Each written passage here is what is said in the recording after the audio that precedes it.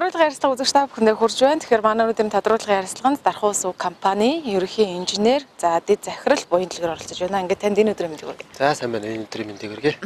Тэгэхээр Дарханчуудын өгсөн хүлээсэн 31 дэх хорооллын ажил яг өнөөдрийн байдлаар ямар хурцтандаа хэрхэн яаж явагдаж байгаа юм бэ? Энэ талаар мэдээллийг бас Дарханчуудад авахгүй. За баярлалаа. За манай Дархан ус хувьцаат компани 4.8 тэрбум төгрөгөөр Дархан хотын 9 дугаар багт баригдах 31 дугаар хорооллын ажлыг ерөнхий гүйцэтгэгчээр шалгараад ингээд ажиллаа хийж байна. За өнөөдрийн байдлаар бол бүгд найрамдах хятад ард улсаас цэвэр бохиросны материалын татаа авалтын ажил хийгдэж байна. За 8, 9, 10-ны өдрүүдэд гайл дээр ирээд за тэрнээс хойш 4 хоногийн дараа Монголд ирээд ингээд ажиллахаар байна. За цэвэр усны шугам нь бол төрүүлж ирэхээр за мөн цахилгааны ажлыг цахилгаан дамжуулах үндэсний сүлжээг манай Дархан ус компани туслан гүйцэтгэгчээр аваад мэрэгжлийн байгууллага бол мэрэгжлийн ажлыг хийхээр байна.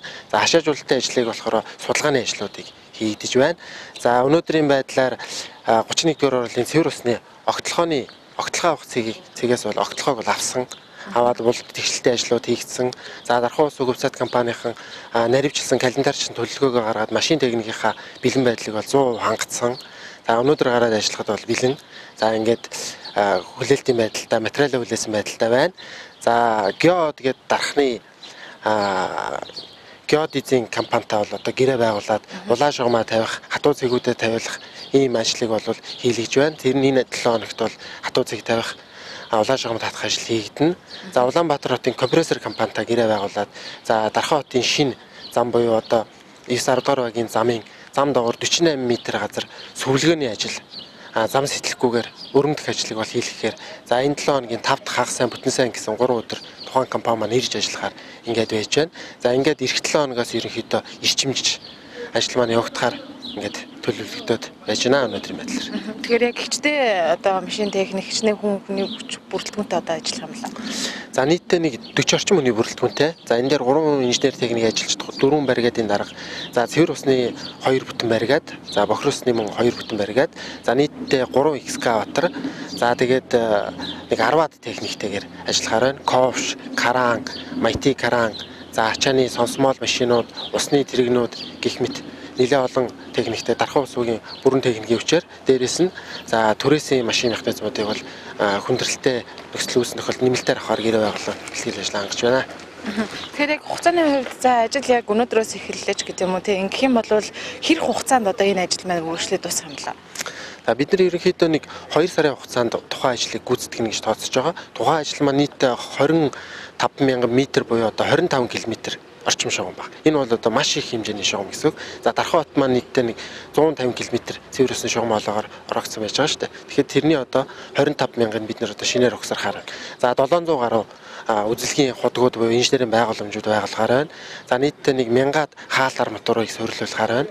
Энэ бол одоо маш их хэмжээний бүтээн байгуулалтын ажил учраас за нэг 2 сар орчмын хугацаанд гүйцэтгэнэ гэсэн төлөвлөгөөтэй байна. За бид тухайн ажлыг гүйцэтгэж эхэлснээс хойш одоо өглөөний 5 цагаас оройн 10 цаг хүртэл одоо өдрийн гэрэлтэй цагийг ашиглаад за амралтын өдргүүгээр ажиллахаар бэлтгэл ажиллагаа заасан байна. За баярлалаа. Тодруулгын ярилцлага үзэгч та бүхэнд үргэлжлэн хүрч байна. Тэгэхээр бид энэ удаад 31 дугаар хорооллтой холбоотой за газрын харилцаа барилга хот байгуулалтын газрын Ганбаяр даргаас илүү дэлгэрэнгүй мэдээллийг авах хүрэлцэн ирээд байна. Ингээд танд энэ өдрийн мэндийг хүргэе. За таньчсан өдрийн мэнд хүргэе. За тэгэхээр яг өнөөдрийн байдлаар 31 дугаар хорооллолд хичнээн иргэд өргөдөл өгсөн. За одоогийн байдлаар хичнээн одоо иргэдэд газрыг нь олгоод байгаа юм бол энэ талаар мэдээллийг өгсөхгүй. За нийтдээ 31 дугаар хороолол дээр 759 өргөдөл ирүүлсэн. Тэрнээс бид бүхэн маань 599 хүн одоо газар олгосон байгаа. Энэ маань давхарцсан тоогоор гэсэн үг. Яг нийт бол 332 иргэн маань газраа аваад мөнгөө тушаагаад одоо ингэ газраа баталгааж өгч авсан байна. Одоо цаашлаад бидэрт 62 айлын газар олох ийм нөөц бололцоо байна. Үлдсэн энэ 759 өргөдөл ирүүлсэн иргэдээс маань одоо 160 иргэн маань одоо ингээд хүлээгдэж байж байна гэсэн. Бидний 160 иргэнээсээ 62-т л газар олох бололцоотой байна өнөөдрийн байдлаар. Тэгэхээр яг энэ 31 дугаар хороолтын холбоотоос иргэдээс за дахиж одоо өргөдөл өгөх боломжтой юм болов бид нар ингээ хамрагдах боломжтой юм болов гэдэг асуултуудыг бол нэлээдгүй ирүүлж байгаа. Тэгэхээр энэ тал дээр та хариулт өгөх. Иргэдээс бол нэлээдгүй өргөдөл хүсэлт ирүүлээ, өргөдөл өгье гэсэн юм хүсэлт ирж байгаа. Бид бүхэн маань ямар ч бас эхний ээлжинд 160 хүнийхэн ирүүлсэн өргөдлийн асуудлыг шийдвэрлсэний дараагаар хэрэг болцоот бол тодорхой хэмжээний өргөдөл аваад ингээ явах болцоотой гэж үзэж байгаа. Тэгэхээр яг нийтдээ 332 иргэн байна. За төлбөр мөнгө тушаасан гэсэн мэдээллийг ирүүллээ тийм үү. Тэгэхээр эдгээр иргэдмэн одоо хизээ нөгөө гэрчлэгээ гардаж авах боломжтой юм бол гэдэг тал тараас мэдээлэл өгөхгүй. За энэ иргэдийн маань эхний ээлжинд яг газраа баталгаажуулж авсан 332 иргэнийхээ захирам шийдвэрийг бид бүхэн болж өгөл энэ 7 хоногт гарах юм бодолтой бүх юмаа төлөвлөөд явж байна.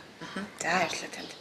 Ингээд их хүмүүс үзэгчтэй манай өнөөдөр тодруулга ярьцлага манай төрөд өндөрлөж байна. Дараагийн дугаар хүртэл түр баяртай.